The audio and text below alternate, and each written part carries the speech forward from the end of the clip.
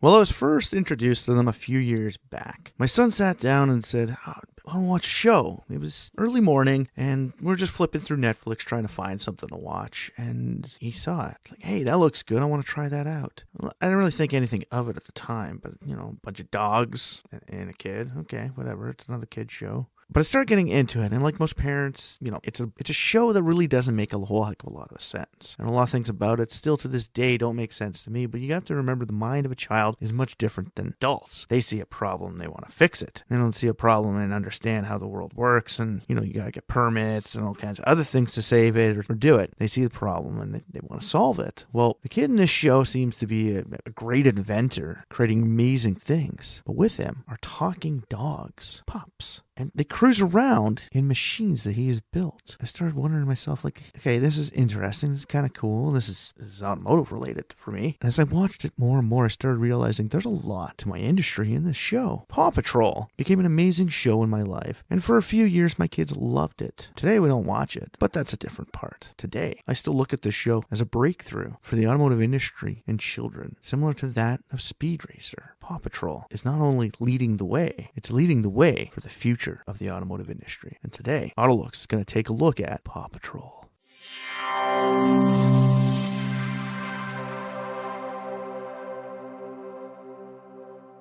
Welcome back to the AutoLooks podcast. I am your host, as always, the doctor to the automotive industry, Mr. Everett J himself. Coming to you from our main host website at AutoLooks.net. If you haven't been there, stop by, check it out, read some of the reviews, check out some of the ratings, and hell, for your children listening to this podcast, go and read some of our children's books. You can learn about the automobile industry and some of the great things and great countries that automobile companies and products come from, all on the AutoLooks.net website. The AutoLooks podcast is brought to you by Ecom Entertainment Group and distributed by Podbeam.com. And if you'd like to get in touch with the AutoLooks podcast, please send an email over to email@autolooks.net. So like I said in the intro, Paw Patrol is an amazing children's show. And until just recently, I didn't realize that this show actually comes from my home country of Canada. Yes, Paw Patrol is created by Spin Master. Spin Master is a Canadian toy division. Kind of cool, because I always thought, like Hasbro and Mattel and all them were like the biggest toy companies out there, not realizing that Spin Master actually comes from Toronto, Ontario. And Paw Patrol is made right here in my home country of Canada. So, a little kudos to Canada for Paw Patrol. But getting back into this Paw Patrol, it's about an ingenious kid who makes these great and amazing inventions to save and protect his hometown. And he uses his sophisticated and intelligent dogs, or pups in this scan, to help him solve all of these issues. Whether it be rocks that fell in a railroad track, a stranded surfer, or a volcano on a completely different island where they're researching and they need to unlock information. Paw Patrol is there. And they're not just doing it in a main sense. They're not just,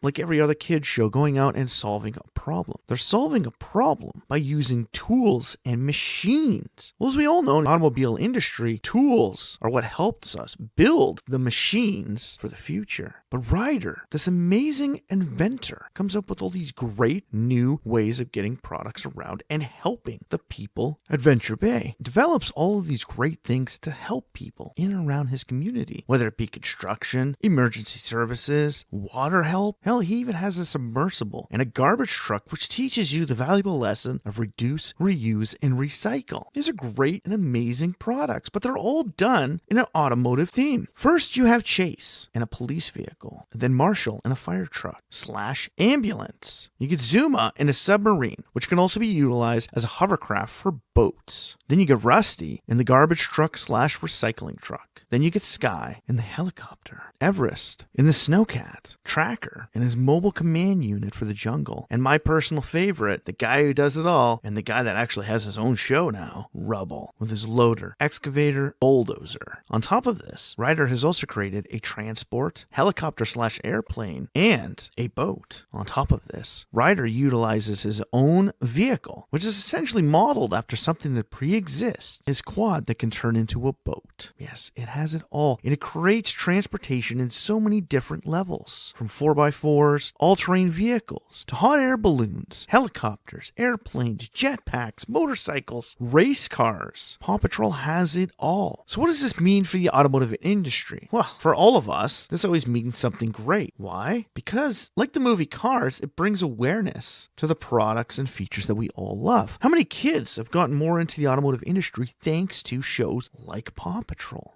When I was a child, Speed Racer was a big thing. Hell, Speed Racer's a lot older than me, but I remember watching an updated 1980s version of Speed Racer, and it got me into cars. Well, that and the Time Machine from Back to the Future, okay? Like that's my old-time automotive-themed movie that got me into it. That's probably also the reason why my favorite number is 88. All the kids out there listening to, 88 is my favorite number because it's the vehicle, the DeLorean, the Time Machine. It's got to get up to 88 miles per hour. But 88, when you flip it on its side, is also 4 sets of tires. Yeah. Everything inspires us and everything gets us into this industry. And by having shows like Paw Patrol, it not only creates a sense of urgency upon us as a growing mind and a child to go out and protect the world and find new ways to build and innovate, but also to the parents who question the show, like myself. If you ever noticed, when they go down that weird slide to come out into their vehicle, their doghouse is what essentially all their vehicles are. They transform, like one of the great shows from the 1980s, Transformers, they transform into their emergency response vehicles. Now, nearly every episode, Chase is always inclusive of it because, God forbid, you can do anything without a police presence involved at all, which you can. That's why Rubble has his own show now, because there are more construction contract, cool things that you can do out there than you can do with an emergency response. Not getting into that one. Listen to some previous podcasts without your kids, and you understand why. But when he lands in his emergency response vehicle, it closes and transforms from being a doghouse, essentially into his home, into his emergency response vehicle. But the sound that comes out of it is always questionable to every adult watching it. Where do they store the diesel engine? Because every single one of their vehicles has the same sound effects that come from a transport or semi, a big burly diesel engine. So where is that diesel engine located? It makes us wonder, because in all sense and in reality of today, we would consider a vehicle like this is plausible, but only an electric powertrain. By utilizing a skateboard platform underneath of it, they could essentially create something from a doghouse into an emergency response vehicle. Because seriously, when the engine compartment area comes out, they stand on top of it. It literally just closes the doghouse part of the beginning off. But where is that engine? Are they literally on top of it? How does that keep their house clean? Like, questions upon questions. But that's what adults think. That's not what children see. Children see them slide down, go into their emergency response vehicle, and go off to the emergency at hand to go help and save the people at Adventure Bay, whatever it may be. All of these vehicles have the same context. They are both a doghouse and a transportation unit, and Ryder is the inventor behind them. Ryder himself has his own transformational vehicle. His quad can go across both land and water. This is something we saw years ago from the Gibbs technology company, the quad ski. It's literally a quad that turns into a jet ski, similar to that of what Ryder is going around on. So it may not be something new, but it's something a little more innovation into a children's show. But why do they do this? Why do they have to transform? Well, like we saw when we were children with the Transformers show, we watched these vehicles turn into living things. Well, let's watch something that's a building turn into an emergency response vehicle. Paw Patrol gives us that sense of adventure and sense of wonder. When you're trying to shape minds for the future, you want to make them think while also being entertained. And children that start to question how these things operate and how to create them are not just the sheep of the world. They're the wolves of the future. They're the innovators, the inventors, and the scientists. They're the ones that are going to look at how Paw Patrol made all these amazing vehicles and try and figure out how to make them operate. And that's something we all want to do. There are companies out there that have managed to create transformational vehicles that could transform from a car into a robot. Unfortunately, even by today's standards, these robots still don't walk and move about like they would in the Transformers movies. But it has inspired people to go above and beyond to create something more innovative than what we have currently. Paw Patrol is shaping minds for the future.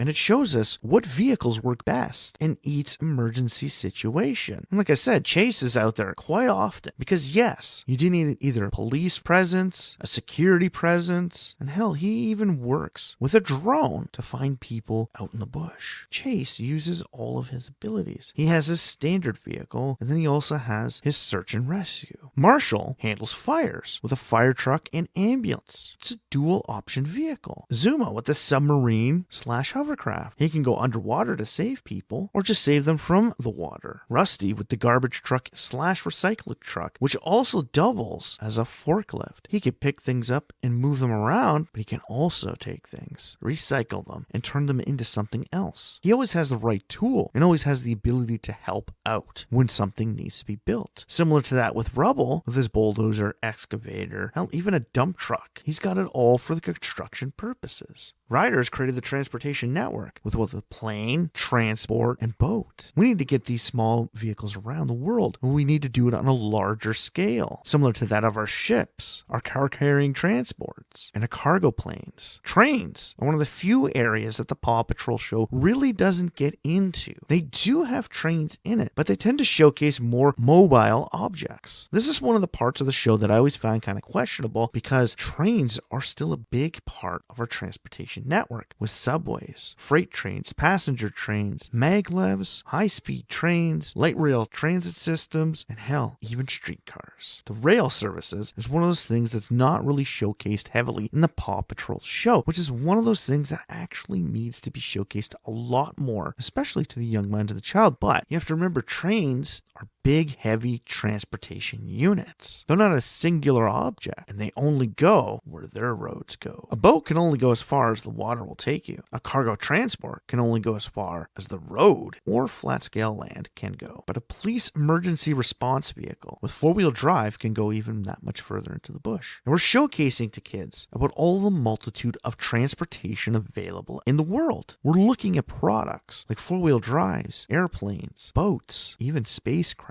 as Paw Patrol has covered nearly every angle of the transportation. But on top of this, they also cover every possible destination that you need to traverse. The desert, the Arctic, the jungle, under the ocean, on top of the ocean, lakes, grass, farms, mountains, rolling hills, beaver dams, and rivers. They showcase an entire globe in one small community of Adventure Bay. I get it, the movies have showcased a lot more to us since they fall into a city climate. They're trying to make a more realistic approach to the expanse of the Paw Patrol universe. And that is kind of good because it's now showcasing to these children that there is more outside of Adventure Bay, and the world is bigger outside of your centrifuge bubble. We have first activated their interest into the transportation network of the world, how we can safely move, transport, and deal with emergency situations, and traverse the globe in a multitude of different ways. It's expanded the minds of children and showcased to them a multitude of jobs in the transportation industry. It's not just showcasing to us a bunch of puppies going out and saving the day. Well, essentially every episode that does happen, but it's showcasing to us the transportation potentials of the world and how there are so many jobs available in the transportation of goods, services to people of the world. And it doesn't matter what you look like and who you are. Everybody lives in one specific place like Adventure Bay. But we do get it, that after a few seasons, Paw Patrol had to expand outside of this and had to add in a villain to the scenario. And Mayor Humdinger from one town over became it. Eventually, his kitten Catastrophe became the alternative to the Paw Patrol. They utilized similar technology as the Paw Patrol to cause mayhem. But like we said, we can only showcase so much in the world that needs to be fixed or helped, that we'll eventually get to a point that we have solved the issues at hand, and somebody else will want to create and be better than us. It kind of showcases to kids that yes, vehicles are required in the world. And for myself in the automotive industry, it's great. It showed my kids all these great things, and my daughter really got into it at a young age. And I shouldn't say we bought her all the toys, but we bought her a few of the toys. She got them for Christmases and birthdays. She got them from friends. We found them at thrift stores and all that. And she loved them, and she loved playing with them. My son kind of got into it too, but he was more into Thomas beforehand. beforehand when he was younger. And this kind of brought her into the transportation world. Now, with a father in the transportation world, it's kind of part of your world. Now, growing up at, let's say, other places within my family umbrella, she might not be exposed to enough of it. But living in those households and watching shows like this, she would still be into it. And she would still see the fun in saving the day. Even though it's funny when Marshall falls down his ladder, it's not funny in the real world because that could hurt. Some people might say it could kill you and severely injure you, but it all depends on how you fall. For him, it's funny. And he always trips and falls, and he always causes a mess. But the mess is always fixed up, and he's always there to save the day. He can put out the fire, and he can help rescue people. Whether you got a big cut and you need a Band-Aid, Chase is there. And he's there for some comedic relief, something that we all need. But his vehicle transforms between two options. Like I said, a fire truck and an ambulance. Sky can be an airplane or a helicopter. She even has a hook on her helicopter to do lifts of people when they're stuck on mountain ranges. Everybody has a part in this huge transportation bubble. And Paw Patrol isn't just a show about pups saving the day. It's a show that gives us insights into the transportation infrastructure that is required in our everyday lives. If you're a parent listening to this with your kids, you probably notice after they've watched the show and they now have a favorite, you can now drive by a vehicle similar to your child's favorite without them pointing it out to you or even wanting to become them. How many of you out there listening, your child's favorite character is Rusty in his garbage truck, and when they grow up, they want to either drive the garbage truck or a recycle truck. And if somebody throws out something that they could reuse and save for tomorrow for somebody else to use, they're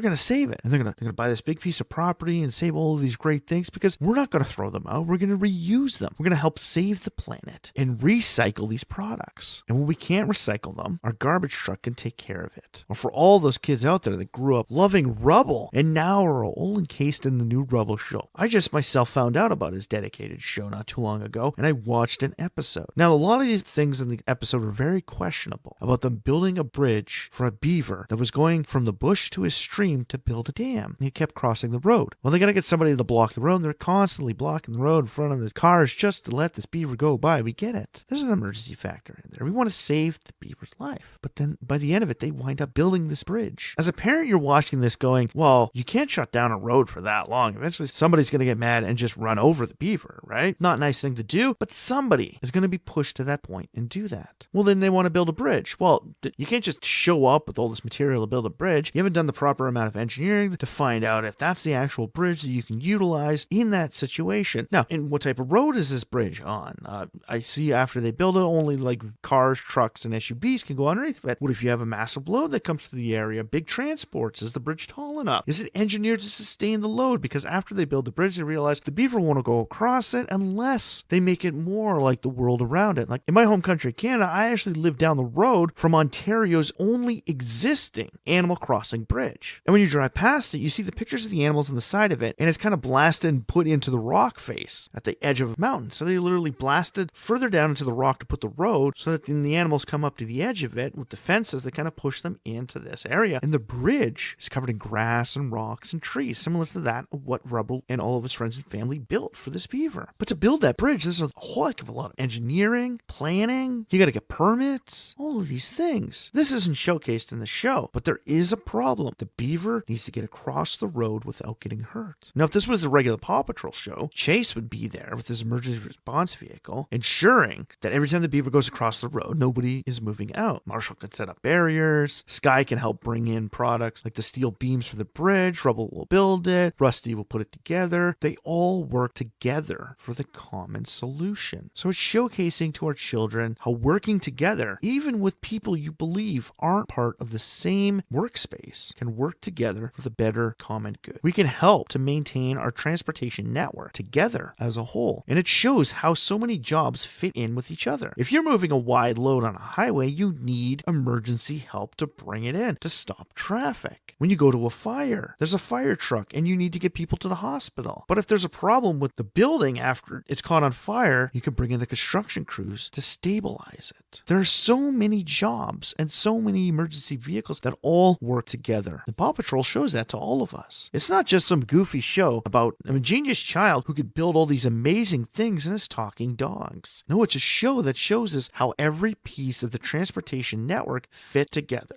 And one of my favorite episodes at the very beginning is when they decide to do a race through Adventure Bay. It brings one of my most favorite things, racing, into the picture and shows how Chase makes it safe, how Marshall is required to keep people safe. Rusty and Rubble help build the situation. Zuma stays down by the ocean because part of it comes down that way to ensure that nobody gets hurt that way. Skye is on call to ensure that everything runs smoothly, and she can also be utilized for camera situations. Everybody is part of the solution. Paw Patrol, like I said, isn't just a show about Ryder and his pups. They save the day at Adventure Bay, and even to this day, I still don't understand why they have this massive suspension bridge going across a bay that doesn't even require it, besides for cosmetic purposes. But I would assume that Adventure Bay, being that close to the mountains, with that would be a smaller scale of the city of Vancouver, where the Paw Patrol is on the north side of the town, and Adventure Bay is on the other side of Stanley Park. In the show, the suspension bridge doesn't make sense. It's just there for an entertainment factor. Everybody plays a part in the Paw Patrol show. From the delivery man to the mayor, they all play a part. And like I said, showcasing to us the racing, bringing that into it, even showcases another part of it. For myself, it's my favorite episode. Similar to that when I was younger watching the show Reboot, and the one where they actually get brought into the video game with the Formula One racetrack. That's my favorite episode of Reboot, but I'm a dedicated car person and I love racing. So for myself, my son really got into it when he watched that episode too. One of his favorite episodes of Paw Patrol was that one as well. So it brings out so much more in a lot of us and showcases so much of the transportation world to all of us. It's not just Ryder and his pups. It's Ryder and the transportation infrastructure required to keep our economy running. Paw Patrol is more than just the pups. Its focus is more on the vehicles that the pups use to save the day. And if you ever sit down and watch the show, even if you don't have kids, sit down and watch it. The entertainment factor and your amazement will increase the second they get inside their vehicles and go somewhere. When they slide down the tower and wind up in their emergency response vehicles. That is the one part of that entire show that will keep you more interested than anything else. And that's not just coming from an automotive person. That's coming from everybody I've ever talked to who's had to sit down and watch the show with their kids. They get bored at the beginning, but the second they slide down and wind up in those vehicles and you hear the big burly diesel engine operate and you get to see all the cool things they're going to do with these amazing transformational vehicles that we still don't understand how they properly operate, your entertainment factor gets kicked up one notch. You take an interest in the show, and it doesn't matter if you like vehicles or not. You will still find it entertaining, and you will still form one part of interest in this amazing little show about a boy and his pups, Paw Patrol. It's not just a kid's show with dogs. It's an automotive show for future inventors. So if you like this podcast, please like, share, or comment about it on any of the major social feeds or streaming sites that you've found this podcast on, from iTunes to Spotify to Facebook and Twitter. You can find the AutoLooks podcast and AutoLooks.net website on any of those major social feeds or streaming sites that you will come to love. And after you've watched this show and you've talked to your kids about all the great things and who's their favorite, click the like button at the bottom and share this episode with all your friends. Tell them that Paw Patrol isn't just about the puppies. It's about the automotive infrastructure that's behind it. It's more about their vehicles than the actual stars of the show. And if you sit there and actually pay attention to it, you'll understand what I'm talking about. You're more amazed by what vehicle they're about to use than about the problem that they are going to solve. All from the AutoLooks podcast. And after that, send us a quick comment and tell us who is your favorite Paw Patrol character. For myself, Everett J, it is Rubble, and I've always loved Rubble. I don't know why. Maybe it's because he's goofy, he wiggles his bum when he dances, or maybe it's just because he likes he snowboards. He has that cool factor, kind of along with a little bit of humor. He's cool and humorous, but he always has the right tool to build something. Maybe it's just because I like to build things that I like Rubble. So tell us who your favorite one is. Get your kids to tell us who their favorite Paw Patrol character is. All in the comments section. Do that right after you click the like button to find out more from the AutoLooks podcast. And after you're done listening to this one, go ahead and listen to some of our other kids-oriented episodes, especially the one about Mario Kart. Learn about the history of the Mario Kart service. All from the AutoLooks podcast. The AutoLooks podcast has been brought to you by Ecom Entertainment Group and distributed by Podbeam.com. If you'd like to get in touch with either Everett J, the host of the AutoLooks podcast, and the owner of the AutoLooks.net website, please send him an email over at email@AutoLooks.net. So for myself, Everett J, AutoLooks.net website, and AutoLooks podcast, strap yourself in for this one fun wild ride the Ryder and the pups are going to take us on.